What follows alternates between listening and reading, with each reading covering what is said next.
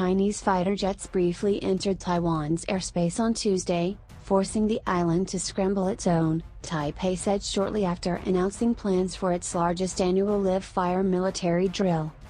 The Taiwanese Defense Ministry said it broadcast warnings and took active responses to dispel multiple Chinese Su-30 fighters to the southwest of the island.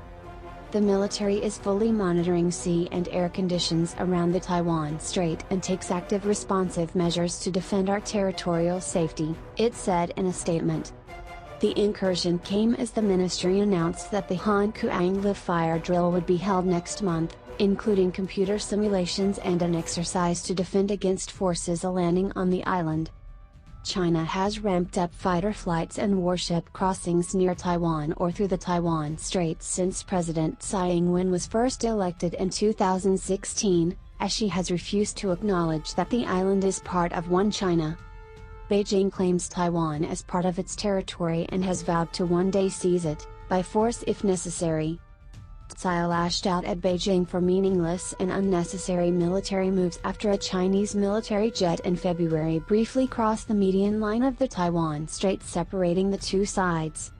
It was the first major incursion since Tsai's landslide re-election in January.